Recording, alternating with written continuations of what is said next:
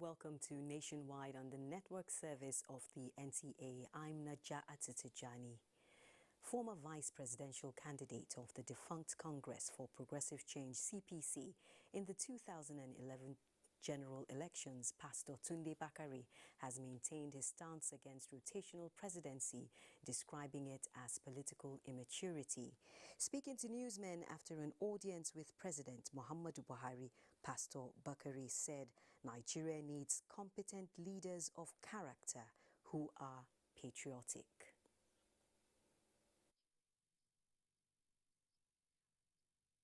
It's our immaturity, politically and otherwise, that makes us say power must either be in the north or be in the south, instead of looking for the best, the fittest, the most competent, and people of character who love this nation. Not where they come from, it's what they carry and what they have to offer. May the best of Nigerians rise, whether they are from the east, from the west, from the north, and from the south. Now, if there are agreements between politicians among themselves on rotation, a bargain is a bargain. That's between them. But as far as this country is concerned, what we need at this stage is men who can drive us to the El Dorado. Pastor Bakari, who is the General Overseer and founder of Citadel Global Community Church, however, throws his weight behind the proposed transmission of election results electronically by INEC.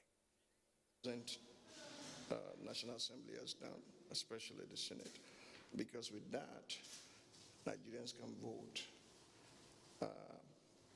and then these results can be transmitted so easily.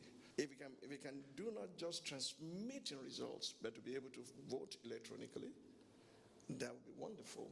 It would deepen and enhance our democracy. The clergyman, who is a strong advocate of restructuring, however, says Nigerians are better off together based on equity, justice, fair play, and the rule of law. The Sultan of Sokoto, Muhammad Saad Abubakar, has expressed dismay over the attitude of some Nigerians using social media to tarnish the image of prominent personalities. This was when he received the president of the Christian Association of Nigeria, Reverend Samson Ayokunle, on a courtesy call at his palace. Shehu Muhammad Dati reports. Muhammad Saad Abubakar described as unfair how some Nigerians use social media to tarnish the image and good names of personalities. He advised Nigerians who engage in such act to desist and be their brother's keeper. He described coming together and the unity of Nigerians as paramount to national development. The monarch informed his guest that the caliphate had written more than 300 books on Islamic jurisprudence and other works of jihad leaders, among which 100 were translated in Hausa and English by the Sultan himself. It is very important for us to continue to reach out to one another, to continue to respect one another, and continue to rise up together to understand one another. The President Christian Association of Nigeria, Reverend Samson Ayokunle, appreciated the warm reception accorded him and his entourage. He extolled the leadership style of the Sultan, which he said is worthy of emulation. He described Sokoto as home for all, irrespective of ethnic or religious backgrounds. We have been seeing some improvements, but we can do better. So we will not allow them to rest until they have secured every citizen of this nation by the grace of God. Meanwhile, the current president, Reverend Samson Ayokunle, had earlier met with different Christian denominations in Sokoto State. Unity of Nigeria by all faith, insecurity, among others, topped the main issues discussed at a meeting. The current president, Reverend Samson, said the country would move forward if Nigerians remain united. In Sokoto, Shehu Muhammad Dati, NTA News.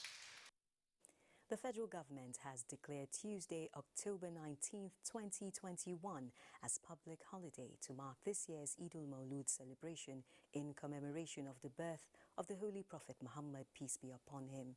The Minister of Interior, Ogbeni Rauf Aregbesola, who made this declaration on behalf of the federal government, congratulates all Muslims, both at home and in the diaspora, for witnessing this year's occasion. He urges Nigerians to imbibe the spirit of love, patience and perseverance, which are the virtues of the Holy Prophet Muhammad, adding that doing so will guarantee peace and security in the country. While calling for an end to all divisive tendencies across the country, the minister urges all Nigerians, and the youth in particular, to embrace the virtues of hard work and peaceful disposition to fellow humans, irrespective of faith, ideology, social class or ethnicity. The House of Representatives Committee on National Security and Intelligence will facilitate reforms for improved service delivery of the Presidential Air Fleet. National Assembly correspondent Lami Ali reports that the committee has undertaken an evaluation visit to the fleet in Abuja. The Presidential Air Fleet is responsible for the airlift of the President of Nigeria and the Vice Presidents and other important persons as directed by the President. The Nigerian Air Force and the Office of the National Security Advisor are involved in the operations of the fleet. This visit by the House Committee on National Security and Intelligence is for performance evaluation and to ensure that services provided are not compromised. I would want to commend the agency for sustaining an enviable record of no accidents so far in its history. This track record should be sustained, and the committee is willing to assist in this regard. Everybody has a job to do. In that pit, you will change tire, you will service the car, you will fuel the car, they will clean it. Average time there is, I think, 12 seconds. The meeting also enabled the committee to obtain information on budgetary releases and other challenges towards addressing them. Lami Ali, NTA News. The President of the Senate, Ahmed Lawan, has laid the foundation stone for the construction of Wachakal Airport in Karasuwa local government area, Yobe North Senatorial District. The Minister of Aviation, Hadi Sirika, and Yobe State Governor and Chairman APC Caretaker Extraordinary Convention Planning Committee, May Malabuni, flanked the President of the Senate at the groundbreaking ceremony. The report. Wachakal Airstrip is one of the oldest airstrips in Nigeria, used by West African volunteer forces to fly troops to East Africa during the Second World War. Despite its strategic location, the airstrip was abandoned long ago until in August this year, when the Federal Executive Council approved more than 6.2 billion naira for the construction of the airport. At an elaborate groundbreaking ceremony of the project, the President of the Senate, Ahmed Ibrahim Lawan, noted that when completed, the airport will ease operations of security personnel, generate employment for the teeming youth, as well as boost agricultural and economic activities of the area in the overall interest of Nigeria. I believe that you will have a long list of all those able-bodied people, our youth particularly, our contractors who may be small scale, medium scale, engage them. We want economic prosperity even before the airstrip starts to function. This airstrip, when completed, will ease transportation of goods and services into and out of the space, thereby increasing the volume of trade, creating employment opportunities, and improving the economy of the people. It will change the dynamics, it will change the economic activity and the well-being of the people that are in this particular location, and by extension, Yobe State and Nigeria as a whole. So we're very proud in having the opportunity to be the ones that are doing this service to our people. Some residents, while appreciating the federal government for the initiative, expressed optimism that the airport will fast-track development of the area. The airport is expected to be completed in 12 months. In Damaturu, Adam Yusuf Ali, NTA News. Nigeria's Consumer Price Index is down for the 6th straight month this year as the country continues on the path of recovery. Liakatung Babatunde reports that the National Bureau of Statistics attributes the present decline to new harvest in some food items. The Consumer Price Index CPI has been trending downwards since April this year, and by September it dropped to 16.63% year-on-year, translating to a 0.38% decline from August. On a month-on-month basis, the headline index increased by 1.15%, representing a 0.13% rise over the rate recorded previously. Statistician General of the Federation, Dr. Simon Harry, explains factors responsible for the decline.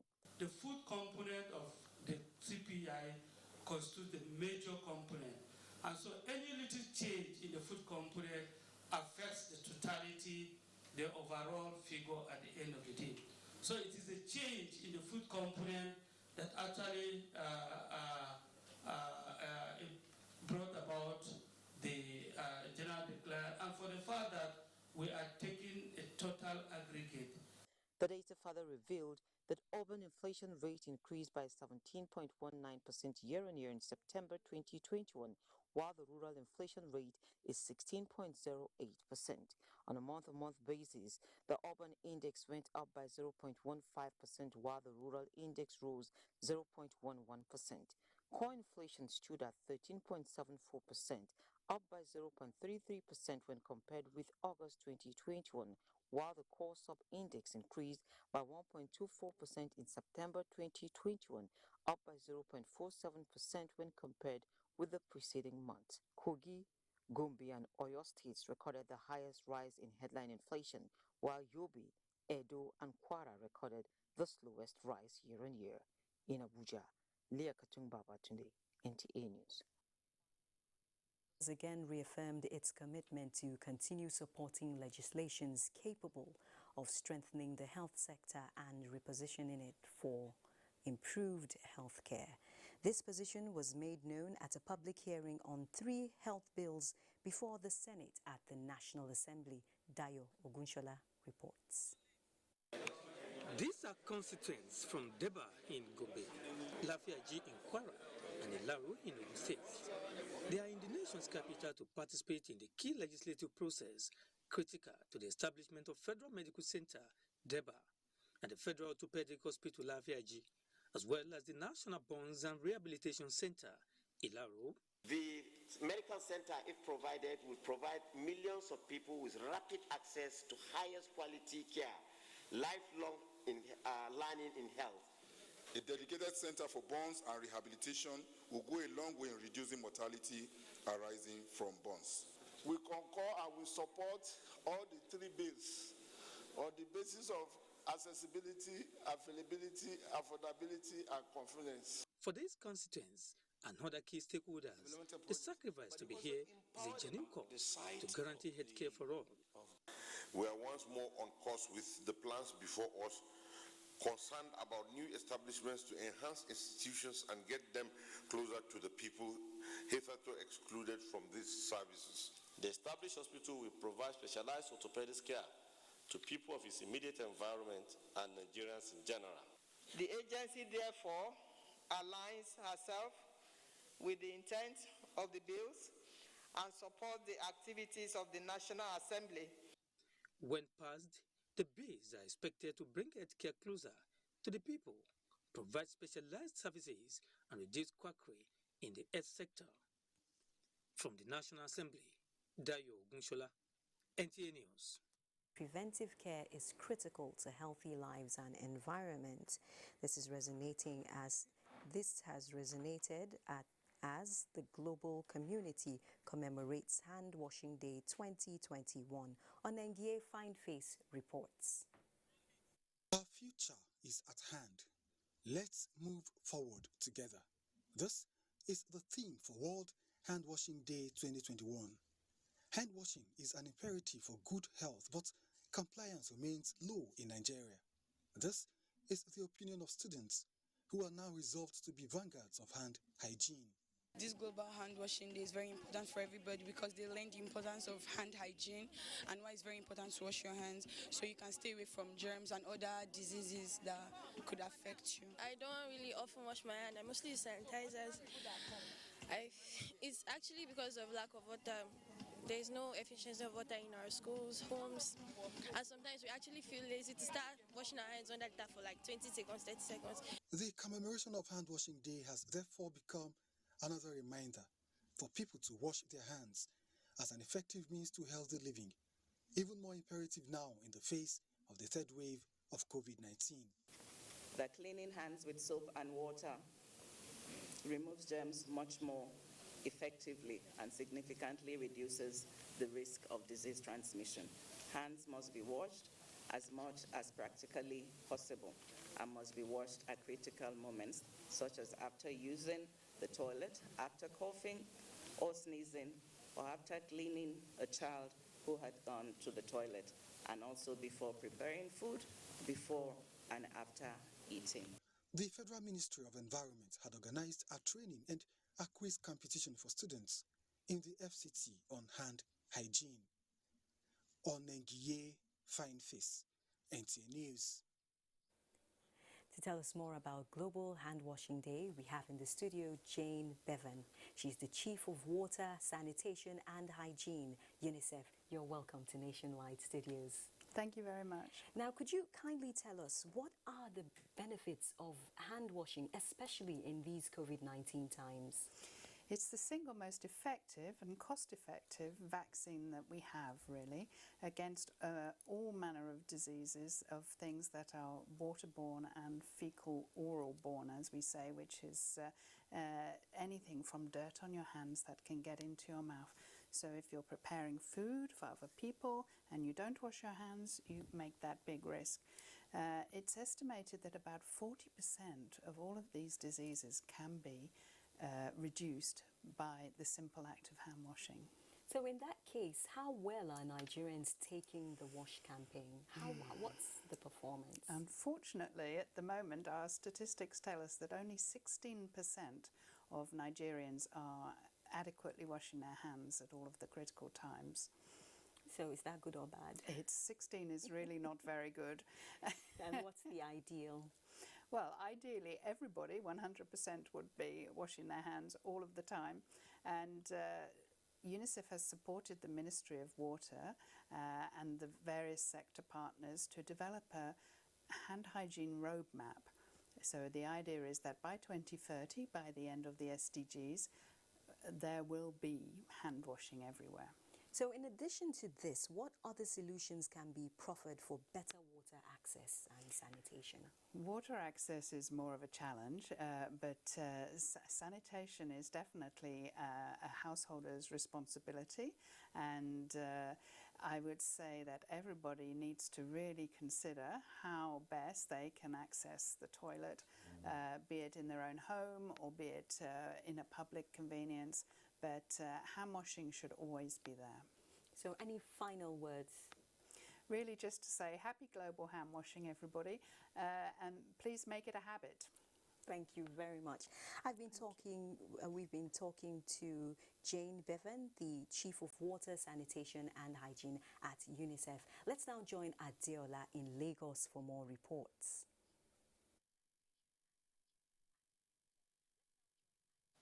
Thank you, Nadia, too.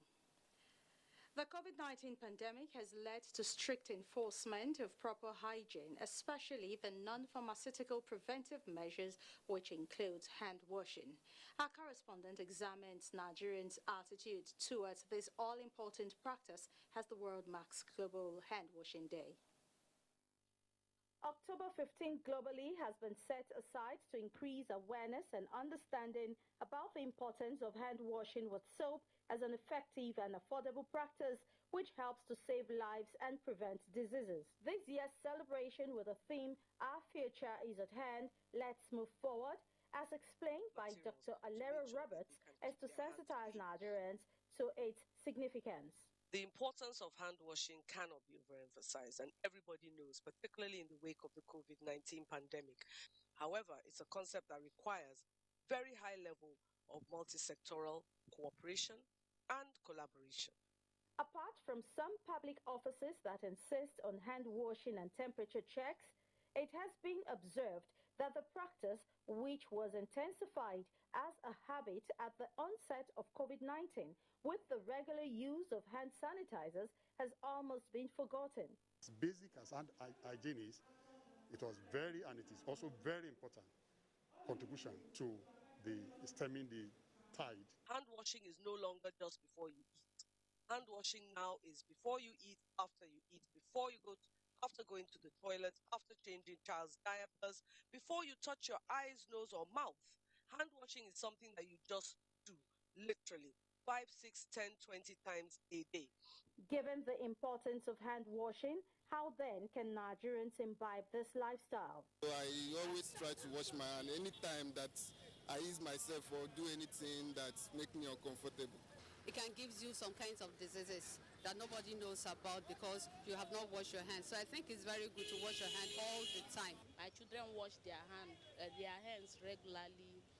I make sure before they go to bed, they wash their hands. This medical experts, however, say the general public should embrace the culture of hand-washing techniques at all times, as it is one of the surest ways of staying free from being infected by viruses like COVID-19. Now, the federal government's intervention project across the Federation is yielding positive results, as the ecological project has handed over a completed jetty in Ajegunle to the Nigerian Inland Waterways Authority in Lagos. Minister of State Health, Senator Olorunimbe Mamora, says the project will address ecological challenges of siltation, flooding, and pollution of ferry channels in Ajegunle and its adjoining communities. It is estimated that an average of 6 million commuters transit from the Lagos mainland to Lagos Island. This takes travel time of 3 hours, whereas ferry transportation through the inland water takes 30 minutes to get to the destination. This will also take off 2 million commuters from the Lagos gridlock. But the high pollution rate, flooding along the riverbanks, as well as siltation along channels have over the years constituted hindrances to ferry services in Lagos, which is why the need to resuscitate, upgrade existing jetties, and make the ferry routes operational becomes imperative. The completion of the project has further demonstrated Mr. President's commitment to addressing problems confronting various communities across the country. This project intervention will provide succor to the communities whose lives and properties were hitherto now in danger. I want to appeal to you to please see this project as your project.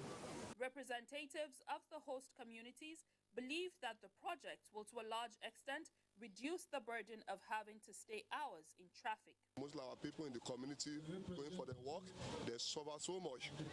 But we are happy now getting a short route that can lead them to their working place at Apapaye. Expecting such a thing from the government. This is one of the developments we have been seeing.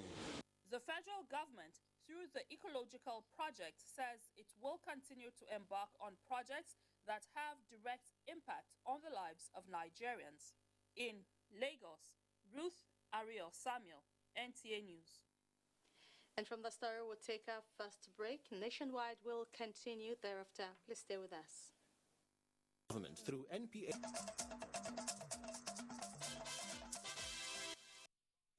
It's nice to know you're still watching Nationwide. President Muhammadu Buhari congratulates the Nigeria Union of Journalists, NUJ, on the outcome of its 7th Triennial Delegates Conference, which has seen the re-election of Chris Isiguzo for a second term in office as president. In a statement by the Senior Special Assistant to the President on Media and Publicity, Garba Shehu, President Buhari has made it clear that press freedom is an irreducible minimum in a democracy that would flourish. However, such freedom must be used responsibly. Considering the formidable role the media plays in shaping and influencing the course of events in any society, the President reminds the NUJ leadership that the country will continue to look up to members for fair, balanced and objective journalism. The President also assures the newly elected executives that this administration will uphold and unrelentingly safeguard the watchdog role provided for the media in the Constitution of the Federal Republic of Nigeria. The federal government is establishing a special market and small-scale mineral value addition cluster in Kano State aimed at creating more jobs through the non-oil sector, with the Minister of State, Mines and Steel Development, Uche Chukwuoka, performing the groundbreaking ceremony. Abdullahi Mustafa reports. This project is part of the post-COVID-19 intervention under the federal government's Economic Sustainability Plan. The Kano Gold Souk aims at creating an artisanal and small-scale mineral value addition cluster with a view to creating jobs and attracting foreign direct investment. It will also formalize the activities of the artisanal miners in Kano, which is the commercial hub of northern Nigeria and a major gold trading center in the country. We are giving you the opportunity to come and work with government so that you can have prosperity in mining. We believe that the establishment of this gold will help the artisanal miners to be richer than what they were before. Kano State government donated the land being used for the construction of the facility. It's an indication that Mr. President has accepted, as his earlier mentioned, business is not as usual. We must break away from the mono economy of oil to diversify other sources of the economy, including agriculture and mining. The proposed Kano Gold Souk is expected to serve not only traders but artisanal gold miners from the northern part of the country. In Kano, Abdullahi Mustafa, NTA News. Now to food security matters. The insurgency in Borno State, which has lasted more than 10 years, has cut short the determination of farmers in the state to rank the highest producers of farm produce in the northeast. However, an initiative by the National Food Security Council has rekindled that determination. Correspondent Ilyasu Aliyakupu reports. Borno State, before the emergence of insurgency, is regarded as one of the centers of commerce in the north, where buying and selling of farm produce are at its peak. Aside the menace of insurgency, another factor that has continued to bedevil farmers in the state has been incessant flooding. This agric input is provided to 7,386 farmers affected by the 2020 flood. The farmers thank federal government for the force. Governor Babagana Umara Zulum said he cannot thank President Muhammadu Buhari enough for the continuous support to the people of Borno State. The major reasons of the insurgency are the increasing infrastructural deficit in the northeast sub-region, poverty and climate vulnerabilities. And therefore, today's intervention will go a long way in alleviating the sufferings of our people and in addressing some of our shortcomings. I want to add that there is no better disaster recovery paradigm than safeguarding the food security of the people. We are now attacking vulnerability through productivity. The governor inspected the warehouse where the inputs are kept for onward distribution to the affected persons. From Maiduguri, Borno State, Ilyasu Ali Yakubu, NTA News. Food security is central to the agenda of the federal government, and women constitute an appreciable percentage of the agricultural value chain. The Ministry of Women Affairs is therefore rolling out activities to address challenges facing rural women in the agricultural sector. Ngozi Silva Technical reports. I'm farming corn and beans. Because our people cannot move out to go to farm freely because of napping and other things that are going on. I want Nigeria to help us. These are hard-working women whose resilience in the home front and other areas of life are glaring, though they are sometimes looked down on as illiterates, victims of insurgency and various forms of gender-based violence, among other cultural norms against women. The United Nations General Assembly set aside 15th and 16th of October every year to globally bring to the front burner challenges bedeviling these voiceless members of the society. Do you know that when you empower those rural women, by the time they have developed self-esteem, a woman who used to bribe with 1 mudu of rice to change her vote, if she's now selling bags of rice, can you buy her vote again? Issues Issues of insecurity and unavailability of land for agricultural purposes were highlighted as needing urgent action by the government. Different products by these women were also showcased. Ngozi Silva, Technical, NTA News. Similarly, professionals in food science and technology have vowed to chart a new course in food security and sustainability in the post-COVID-19 era in Nigeria, as is reflective of the theme of this year's three-day conference of the Nigerian Institute of Food Science and Technology in Makurdi, Benue State. Charles Abba reports. Of professionals in food science and technology in Makurdi is not unconnected to these threatening forecasts. President of the Nigerian Institute of Food Science and Technology, Madu Iwe, explained that coronavirus pandemic has negatively affected food production from the farm to the fork, processing and distribution globally. We're encouraging ourselves to utilize technology that is fitting for our domestic purposes to ensure more food for the land. To mitigate food security in the post-COVID-19 era, considerations need to be given to the following areas: reinforcing sets of priority actions to address the immediate, near and medium-term needs, to protect people during and beyond the crisis, and ultimately to reshape and build resilient food systems. Good messages by a number of experts of some food chain organizations. I just want to say hope that food security and sustainability is achievable in the COVID-19 and post-COVID-19 eras. In Makurdi, Charles Abba, NTA News. Away from food security matters, travelers plying the Kaba-Omo-Ekiti Federal Highway can now heave a sigh of relief as rehabilitation has begun in the Iyamuye axis. Jonathan Omajili reports. Kaba-Omo-Ekiti Federal Highway has been in the news, but for the wrong reasons. People will sleep here. If you are current here, you will discover that a lot of people sleep here 4 or 5 days on this road. The road is too bad.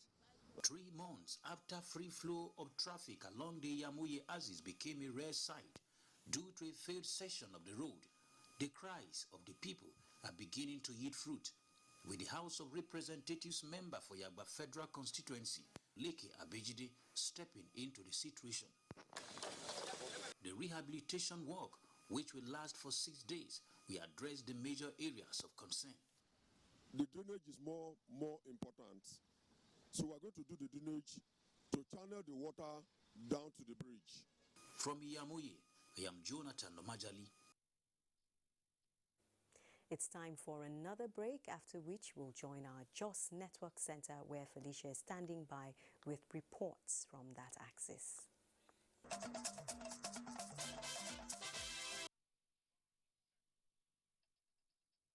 Still on to Nationwide, welcome to Jos. British government is seeking collaboration with the Plateau State government in the area of sustainable peace in the state. This was when a delegation from the British High Commission visited Governor Simon Lalong in Jos. Prisla Grumnan reports.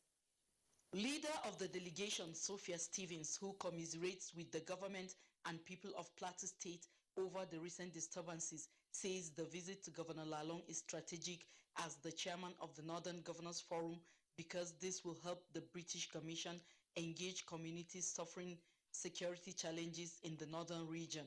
She therefore calls for the support of Plateau State government towards working out solutions that will entrench lasting peace in the state and country. We wanted to seek your views and understand how we can work together with the Northern Governors Forum as well as with yourself on policy solutions, and offer any support that we can as the UK to building lasting peace and stability in Nigeria. Governor Simon Lalong expresses appreciation to the British government for being instrumental to the establishment of the Plateau State Peacebuilding Agency, which he says has made the state a model for peace in the whole country. We have, I think, the highest number of white settlements here, with your schools and everything. If we don't provide this security, you will not do this. You will not keep your schools here. Come and support us, and let us make the example outside, so that we have peace on the Plateau and in Nigeria. The delegation is already engaging communities that have suffered recent violence in Plateau State in areas of social interventions. In Jos, Priscilla Grumnan, NTA News. National Emergency Management Agency NEMA says it will sustain its collaboration with stakeholders on disaster management. This was during a training organized for members of the Nigerian Union of Journalists, NUJ, in Jos. Ndean and Deabagang reports. The mandate of NEMA is to, among other things, manage disaster through public education and awareness. It is against this backdrop that the agency held a training for media professionals with the role of media in disaster management as its theme. We are the mirror of the society, and if we are sensitized, we are in otherwise sensitizing the society as a whole. By bringing NEMA to talk about this kind of things, we'll be able to get the grammar, the nuances, the language in which we can report without causing more confusion. For NEMA, the training is timely as it will equip participants with necessary information and technical know-how in handling disaster reports. To have a better relationship and find a more effective way, a better way to communicate disaster prevention and mitigation to the people. A more collaborative efforts from the media and in fact a continuous support, especially in the area of educating and informing the citizens. The agency promised to sustain partnership with the media, describing it as an integral partner in disaster management. In Jos, Ndenyan and Abuja, NTA News. And that's our beat from Jos. We now rejoin Naja'atu in Abuja. Thanks for rejoining our Abuja network studios. We're talking security matters now. Joint military operations to rid the southwest region of insecurity have been expanded to cover kidnapping, cultism, and other criminal activities threatening the security of the country. The flag officer commanding the Western Naval Command, Rear Admiral Jason Bassa, stated this during a working visit to Ogun State. Yemi Dalemo reports. Admiral Jackson, while informing his hosts about the expansion of the scope of the joint military operation known as Operation Awase, says the task force, which was originally set up to curb pipeline vandalism from Atlas Cove in Lagos to Mosimi Depot in Ogun State, has been reviewed to cover other areas of insecurity in the southwest region. It is disclosed that men of Operation Awase have been deployed to Magba Eredu and Fuwe riverine communities in Ogun Waterside local government area and the oil-rich Ongeji Island to repair criminal incursions in the area. We are trying to scale up our presence there. Ogun State Governor Dapo Abiodun, who commended the Nigerian security forces for their unwavering efforts in protecting lives and property, said his administration will continue to support efforts at addressing insecurity. Ogun State today is probably the most peaceful state in this country. And that is not been by accident. It's been by a lot of hard, deliberate work by our team in collaboration with our law enforcement agency head. The governor later donated 2 vehicles to the Navy to strengthen its operations in the state. In Abeokuta, Yemi Dalemo, NTA News. Victims of police brutality and human rights violations in Benue State are to be compensated with close to 305 million naira. The chairman of the Benue State Judicial Panel of Inquiry and former chief judge of the state, Justice Adam Onum, stated this while submitting the report to the state government in Makurdi. Charles Abba reports. Chairman of the Judicial Panel, Justice Adam Onum, who said 72 complaints were received with some struck out, presented 50 bound copies of the outcome of the exercise to the state government. The panel was guided in each case by global best practices and dictated by local and international protocol on human and people's rights, including in particular the Constitution of the Federal Republic of Nigeria, 1999, as amended, and no other extant laws and rules, enabling the panel in that behalf to ensure the observance of rights to fair hearing to all persons who appear this report is obviously going to do a lot of good to sanitize the police force so that they will discharge their duties according to the rule of the law. What we have seen in the past, some stories told by some people who had been in detention, when they tell you, they will send chills into your body. He appreciated the panel for a job well done and gave the assurance that the report would be given the desired attention. In Makudi, Charles Abba, NTA News.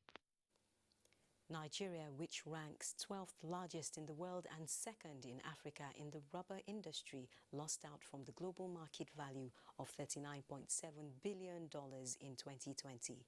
The task of revitalizing the rubber industry has now been brought to the fore by the National Rubber Producers, Processors and Marketers Association of Nigeria and other relevant federal government agencies.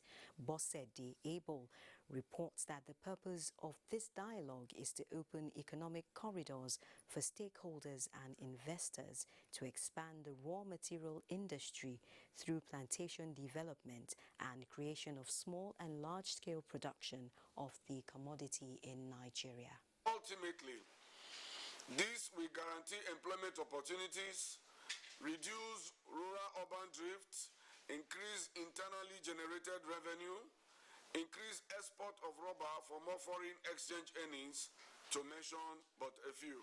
The target is expansion of the raw material base. Meanwhile, workers in Cross River, especially widows and youths, have expressed happiness that the state government has sustained their means of livelihood with the restoration of work at a garment factory destroyed during the NSAS protest. Paul Abel reports. Right here at the garment factory premises, where they are doing their induction, and after this induction they are expected to commence work, because we're also ramping up to 3 full shifts, so we actually need additional hands. Effium is one of the many youths in Cross River State who can now fend for himself and contributes to societal development without being a burden to anybody, due to the privilege of working at a Cross River garment factory. I sew senators, sew t-shirts based on what I've been taught here in this Cross River State garment factory. So I make those things to make additional money. I don't depend on my stipends. These testimonies are contrary to the erroneous perception by a segment of society that the garment factory is not functional. We are not playing. We are coming here for work every day. We used to come out every time. Once in a while will come, but here we work. That is how people, they want to scandalize the name of a governor, that we are not working. First, the challenge of the NSAS, protest. They entered here. A lot of the machines were vandalized. A lot were picked, but we've replaced a whole lot of them. We've worked them too, and right now we've returned back to full production. The Cross River Garment Factory was inaugurated in 2017 by Vice President Yemi Osibajo to serve the garment needs of the South-South zone. In Calabar, Paul Abel, NTA News. Still on the economy, the organized private sector is to contribute 300 trillion naira of the 350 trillion naira projected as funding requirement for the National Development Plan. The Minister of State, Budget and National Planning, Clem Agba, stated this at a media briefing ahead of the 27th Nigeria Economic Summit. Neka Oku reports. For about 2 decades now, the Nigerian Economic Summit has been consistent in promoting sustainable growth and development of the Nigerian economy. This year, the summit will be galvanizing renewed commitment of stakeholders to prioritize the pursuit of economic growth to enable the country realize its economic potentials at the global stage. It also seeks to explore potential opportunities that will accelerate economic development. Even though we have remained the largest economy in Africa, every Nigerian will acknowledge that there's still a lot of work to be done as we strive for regional and global competitiveness. The 27th edition of the summit, with the Federal Ministry of Finance, Budget and National Planning playing a strategic role, is slated for October 25 and 26 in Abuja. Nneka Oku, NTA News. The federal government says it is prioritizing the country's health sector with the injection of 711.3 billion naira in the 2022 appropriation bill presented to the National Assembly by President Buhari. Against this background, Basi Taikbang highlights the budget breakdown as it concerns the health sector. Over the years, successive governments in Nigeria has been allocating between 5 to 6% of its budget to the health sector. Between 2001 and 2021, recurrent expenditure represents 78% of the total health expenditure. This significant difference, stakeholders say, in reality, Nigeria is in dire need of improved health system. In 2021, the government approved a little over 600 billion naira for the health sector. And we must give it to President Muhammad Buhari. Between 2015 until now, he had made modest progression in terms of the percentage of the total budget per annum that goes to the health sector.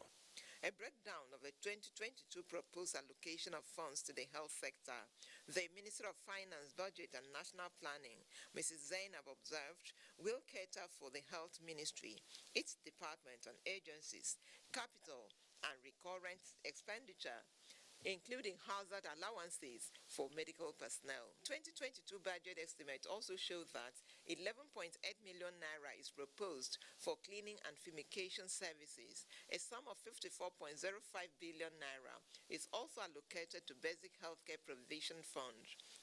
54.9 million naira for the Gavi immunization vaccine. The National Assembly should have a critical review of these items and ensure that there are a lot that goes into capital projects. The proposed budget also lay emphasis on critical health intervention, the strengthening of national emergency medical services and ambulance systems, procurement of vaccines, and upgrading of primary health care centers across the 6 geopolitical zones. Basi Taikbang, NTA News. Nigeria receives Queen's baton ahead of Commonwealth Games. Details with Ayodeji Makinde on Sports Update. The Queen's baton is in Nigeria for 2 days ahead of preparations for 2022 Commonwealth Games in Birmingham, United Kingdom from July 28th to August 8th. The iconic symbol was received at the Nnamdi Azikiwe International Airport, Abuja, by Nigeria Olympic Committee President Habu Gumel.